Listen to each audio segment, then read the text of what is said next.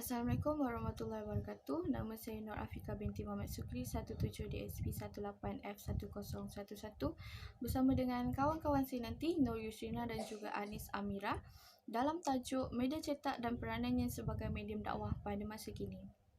Okey, apa itu media cetak? Media cetak ialah alat atau saluran komunikasi yang berupa bahan cetakan atau terbitan objek fizikal. Media cetak merupakan salah satu platform untuk menyampaikan pesanan-pesanan kepada masyarakat. Secara keseluruhannya, media cetak ialah media yang mengandungi maklumat-maklumat yang berkait rapat dengan kepentingan masyarakat seluruhnya dan tidak terbatas pada kelompok tertentu sahaja. Hal ini kerana media cetak digunakan untuk mengembangkan budaya, seni, simbol, norma dan gaya hidup. Macam yang kita tahu, kita dekat Malaysia ni hidup berbilang kaum. So, orang memang akan gunakan platform-platform macam ni untuk kembangkan lagi budaya diorang, seni diorang. Macam kita boleh tengok kat internet, kita boleh tengok tarian Chinese, Indian. Culture diorang tu memang berbeza daripada kita. So, kita boleh belajar daripada media cetak je. Kita boleh tengok dekat dalam buku, surat khabar.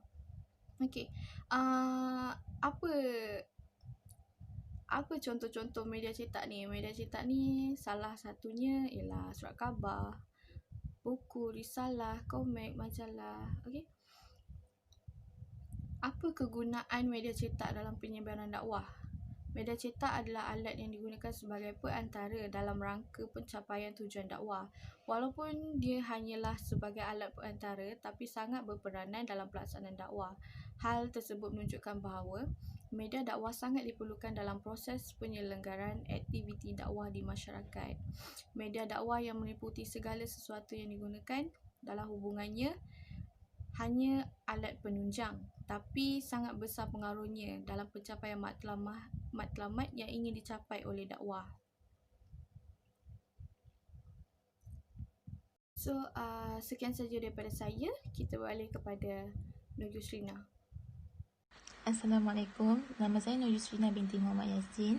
Nombor pendaftaran 1015. Saya akan jelaskan tentang jenis-jenis media cetak. Jenis-jenis media cetak terbagi kepada 4, iaitu buku, majalah, risalah dan juga surat khabar. Buku adalah sejarah awal buku bermula apabila terhasilnya buku kuno ekoran daripada masyarakat pada zaman tersebut sudah tidak mampu untuk menghafal segala cerita, nyanyian, doa-doa ataupun syair yang sebelumnya disampaikan kepada masyarakat secara lisan dari mulut ke mulut. Pada ketika itu, kuno tersebut ditulis dengan menggunakan kepingan batu atau ditulis di atas kertas yang diperbuat daripada daun papyrus.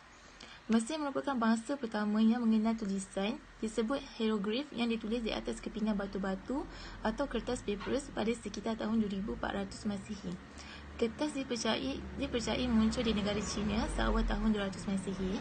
Selepas itu, teknologi ini dibawa oleh pedagang Muslim ke Eropah sebelum abad ke-11. Penemuan mesin cetak pertama merupakan tahap perkembangan yang penting dalam dunia pembukaan. Mesin cetak ini telah dijumpai oleh Johannes Gutenberg, telah berjaya mengatasi kesusahan dalam pembuatan buku dengan menggunakan tulisan tangan. Pada zaman moden kini, perkembangan teknologi semakin canggih. Mesin-mesin offset raksasa yang mampu mencetak ratusan ribu buku dalam waktu singkat telah dibuat. Kemudian diikuti pula dengan penemuan komputer sehingga memudahkan penyusunan huruf dan membuat halaman bercetak. Majalah pula adalah kumpulan berita, artikel, cerita, iklan dan sebagainya yang dicetak dalam bentuk lembaran kertas berukuran kuarto atau folio. Majalah dijilid seperti bentuk buku serta diterbitkan secara berkala seperti seminggu sekali, 2 minggu sekali atau sebulan sekali. Menurut John Merrill dan Ralph Lowenstein, majalah boleh dikategorikan kepada 2 jenis, iaitu unit pengkhususan dan pengkhususan dalaman. Unit pengkhususan adalah majalah yang sasaran pembaca mempunyai minat tertentu. Pengkhususan dalaman adalah majalah yang berkaitan dengan isu-isu umum yang mempunyai pembaca yang ramai serta menyediakan artikel dari pelbagai isu. Majalah pertama yang diterbitkan adalah pada awal abad ke-18 di England yang dinamakan sebagai Review, yang merupakan gabungan antara majalah dengan akhbar. Majalah telah mengalami perkembangan yang pesat dan menjadi sebuah industri yang bersepada pada abad ke-19. Hal ini disebabkan oleh peningkatan teknologi dalam percetakan, bertambah kadar celik huruf akibat posisi pendidikan wajib di sekolah dan juga pembaharuan sosial yang berlaku dalam kalangan masyarakat. Di Malaysia, majalah berbahasa Melayu yang pertama diterbitkan pada abad ke-20 iaitu Khizanah Al-Ulum dan diikuti oleh Al-Imam 2 tahun selepas. Mula, menurut Kamus Dewan, risalah bermaksud karangan, ringkasan mengenai sesuatu perkara. Risalah juga merujuk kepada bahan-bahan edaran atau siaran. Tujuan risalah adalah untuk memuatkan maklumat dan memberi penerangan tentang sesuatu perkara seperti produk, perkhidmatan, syarikat, sekolah, kemudahan umum dan juga kemudahan periklanan yang lazimnya digunakan oleh para peniaga untuk mempromosikan barangan mereka. Mereka akan menghasilkan risalah dalam bentuk dan gaya mengikut kehendak pelanggan. Kebiasaannya, risalah akan dihasilkan dengan menggunakan 3 kombinasi, iaitu tipografi, ilustrasi dan juga reka letak. Ketiga-tiga kombinasi ini akan menghasilkan risalah yang menarik perhatian masyarakat. Khabar pula, menurut Kamus Dewan, surat khabar ialah kertas bercetak yang menyiarkan berita dan lain-lain. Surat khabar juga merupakan penerbitan berkala sama ada harian, mingguan atau bulanan yang memuatkan berita semasa.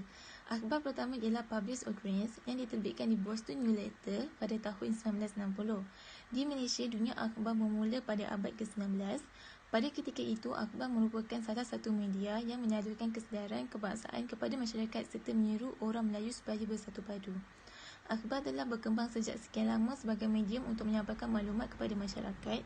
Akhbar memainkan peranan yang penting terhadap masyarakat dalam menyampaikan maklumat yang berkaitan dengan politik, ekonomi, gaya hidup dan sebagainya. Akhbar mempunyai 2 jenis, tabloid dan broadsheet. Kini, kebanyakan akhbar telah beralih kepada tabloid seperti yang dilakukan oleh New Straits Times dan berita harian kerana lebih mudah dibaca dan lebih dinamik.